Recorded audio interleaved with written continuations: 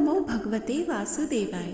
नमस्कार प्रिय भक्तों, कथा को शुरू करने से पूर्व कृपया हमारे चैनल को सब्सक्राइब करें, शेयर पे लाइक करें और कमेंट में अवश्य लिखें ओम नमो भगवते वासुदेवाय। ओम नमो भगवते वासुदेवाय। यह अध्याय नैवेद्य की विधि का वर्णन करता है, जो कि 18 महापुराणों में सबसे बड़े स्कंद पुराण के अनुवाद का अध्याय है। यह स्कंद पुराण के वैष्णव खंड के मार्गशीर्ष महात्म्य का अध्याय है, जिसमें कि नैवेद्य की विधि का वर्णन किया गया है। तो आइए श्रवण कर लेते हैं। ब्रह्मा जी ने कहा, हे प्रभु, मुझे नैवेद्य अर्थात भोजन अर्पण की विधि बतलाइए, जैसा कि वास्तव में किया जाता है। कितने प्रकार के पके हुए भोजन की इच्छा होती है तथा उसके साथ क्या क्या व्यंजन होते हैं, यह भी विस्तार से बतलाइएगा। श्री भगवान ने कहा, हे प्रिय, तुमने बहुत अच्छा पूछा। यह मुझे बहुत पसंद आया। मैं भोजन, पेय आदि की विविधता तथा अन्य व्यंजन भी विस्तार से बतलाऊंगा। पहली चीज है सोने की थाली। अगर वह उपलब्ध ना हो तो चांदी की थाली इस्तेमाल की जा सकती है। अगर वह भी उपलब्ध ना हो तो बड़ी और सुंदर पलाश की थाली इस्तेमाल करनी चाहिए। हे पाप रहित, बर्तन में सैकड़ों ककोले बनाकर चारों ओर रखना चाहिए। बीच में व्यंजन रखना चाहिए। वे व्यंजन भव्य होने चाहिए और उनमें विभिन्न प्रकार के फल भी होने चाहिए। बर्तन में चंद्रमा के समान रंग की खीर होनी चाहिए तथा उसमें पर्याप्त मात्रा में चीनी भी मिलाई जानी चाहिए। चावल का रंग सफेद लीली जैसा होना चाहिए। मुद्गा दाल शानदार और क्रिस्टल जैसी होनी चाहिए। बीच बीच में अलग तरह के अचार और मसाले रखे जाने चाहिए। खाने की चीजों को 3 पंक्तियों में व्यवस्थित किया जाना चाहिए। नींबू के रस के साथ फलों और जड़ों के साथ कई तरह के साइड में भी व्यंजन होने चाहिए। मुझे दिए जाने वाले खाने में सैकड़ों तरह के व्यंजन होने चाहिए। अंगूर को अच्छे आम और करमर्द्रा के साथ मिलाना चाहिए। काली मिर्च, पीपल, सौंठ और इलायची को मिलाकर उबालना चाहिए और मेरे भोजन के लिए सैकड़ों की संख्याओं में कथिकाएं बनानी चाहिए।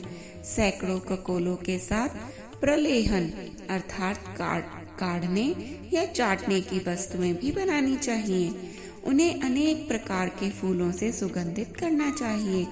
मार्गशीर्ष मास में वे मुझे बहुत प्रिय हैं। सुंदर, गोलाकार, समतल, शून्य के समान सममित, पतला, चपटा, गोल बर्तन तथा उसमें चीनी मिला हुआ उबला हुआ दूध रखना चाहिए। हे प्रिय, उस मधु के समान रंग वाले गौ दूध से मिश्रित मेरे अन्न में स्नेह पूर्वक सुगंधित घी डालना चाहिए। वह घी चमकदार ककोले में रखा हुआ होना चाहिए। वह इलायची से सुगंधित होना चाहिए।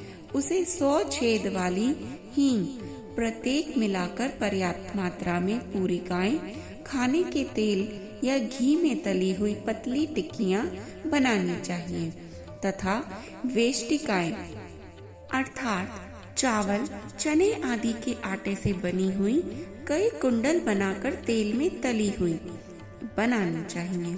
उसे अपूप अर्थात छोटी छोटी टिक्कियों के रूप में और अनेक प्रकार के दूध के व्यंजन भी तैयार करवाने चाहिए। इन मीठी रोटियों को रत्नों और मोतियों या मालती के फूलों आदि की तरह एक साथ पिरोया जाना चाहिए।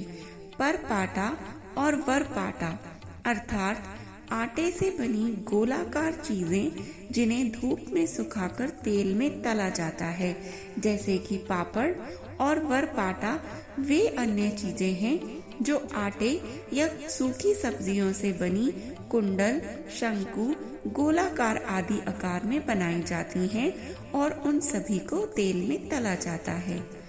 माशा दाल या कूष्मांड अर्थात ऐश लौकी, उनको खूबसूरती से तैयार कर कर पकाना चाहिए। मार्गशीर्ष मास में 9 प्रकार की वाटिकाएं सुंदरता पूर्वक बनाकर मुझे अर्पित करनी चाहिए। ये वाटिकाएं दाल के आटे से बनाई जाती हैं और लंबे आयताकार आकार में भी बनाई जाती हैं। 2 प्रकार की वाटिकाएं जाति अर्थात जायफल, मरीची अर्थात काली मिर्च आदि से तैयार करके लकड़ी के बड़े बड़े कुंडों में रख ली जाती हैं। एक प्रकार का वटक बहुत ही परिष्कृत तेल में बनाया जाता है। वटक बनाने से पहले आटे में नमक डाल लिया जाता है। दूसरा प्रकार स्नेह से रहित होता है। दुष्ट लोगों की तरह उनका रंग केसर जैसा होता है और वो छिद्रों से भरे हुए दिखाई देते हैं। कुछ को दही और दूध में डाला जाता है, कुछ को इमली या आम के रस में, कुछ को अंगूर के रस में और कुछ को गन्ने के रस में डाला जाता है। कुछ को काली सरसों के पानी में डाला जाता है और फिर कुछ चीनी के साथ ऊपर बताए गए 4 प्रकार के रस के साथ दिए जाते हैं। 9 प्रकार के इस तरह से वटका बनाए जाते हैं और इन वस्तुओं को एक साथ मिलाकर एक बड़ी कढ़ाई में अच्छी तरह उबाल लेना चाहिए। हीरे के समान चमकदार कलौंजी के बहुत छोटे बीज और सुखारिकस, नारियल की गिरी के टुकड़े, 100 लौंग, घी, दूध, चीनी इत्यादि यह खाद्य पदार्थ भी नैवेद्यों में से एक है। चमकदार चिकनी गेहूं के आटे से बनी मिठाइयाँ जो कुंडल के रूप में घी में तली जाती हैं वो भी होनी चाहिए। इनको गहरे रंग के क्रिसरस अर्थात सफेद तिलों के बीजों से बनी मीठी गोलियों के साथ परोसा जाना चाहिए। इलायची और कपूर के साथ पापड़ जैसी तली हुई टिक्कियों को बड़ी गोलाकार कढ़ाई में पकाना अर्थात तलना चाहिए। मोदक को गिरी के साथ भी बनाया जाना चाहिए और कुछ अन्य किस्मों को चीनी के साथ बनाया जाना चाहिए और दूध में भिगोया जाना चाहिए। अन्य किस्मों को नारियल के फलों के साथ यानी नारियल गिरी के साथ बनाना चाहिए और कुछ को पेड़ों के रस के साथ बनाना चाहिए। बादाम की गिरी से अन्य मिठाइयाँ तथा तिल और जीरे से उत्तम मिठाइयाँ बनानी चाहिए। ये मिठाइयाँ तथा अन्य मिठाइयाँ जिनका उल्लेख यहाँ नहीं किया गया है मुझे प्रसन्न करने के लिए बनानी चाहिए। मार्गशीर्ष मास में मुझे प्रसन्न करने के लिए इन फलों का अचार आदि भी बनाना चाहिए। इन फलों को अलग अलग या 2, 3 या 4 के समूह में मिश्रित अचार के रूप में भी इस्तेमाल किया जा सकता है। मोकनी की कंदमूल, यह पौधा बवासीर में इलाज के लिए भी इस्तेमाल किया जाता है। अदरक, करमर्दक, संतरा, इमली, कंकोला, दशहर, त्रिपुरारिजा, शानदार नींबू फल, कमल का डंठल, तिंडू फल, लौंग, तिलक, बिलक, लेउटी, बलकला, वंशकरीरा, कायफल, बाला, अंगूर फल, आम फल, सुंदर कंटकिनी फल, धात्री का फल, इमली का फल और अम्बत्व का फल, केला, लंबी काली मिर्च और साधारण मिर्च। इन्हें शुद्ध सरसों के तेल में भिगोना चाहिए और स्वाद के लिए नमक डाला जाना चाहिए।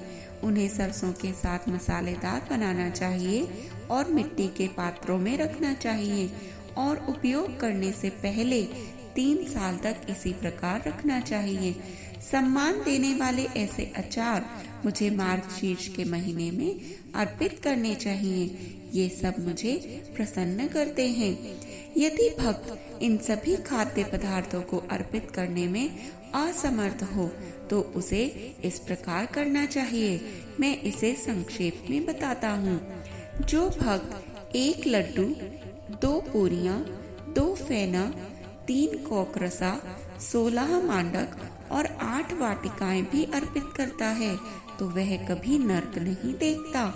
बहुत दिनों से रखा हुआ आधा अढ़ा का दूध, चांद के समान चमकीली 16 पला मिश्री, 1 पला घी, 1 पला शहद, 2 कारस काली मिर्च और आधा पला सौंठ, ये 4 आधे आधे पला हों।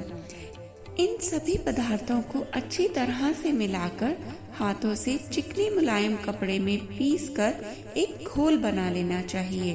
फिर उन्हें कपूर के चूर्ण से सफेद किए हुए बर्तन में डाल लेना चाहिए। जो यह रसीला पदार्थ बनाता है वो जो चाहे मांग सकता है। मैं उस मनुष्य की सारी इच्छाएं पूरी करूंगा। जय हरि विष्णु, जय श्री कृष्ण, हर हर महादेव।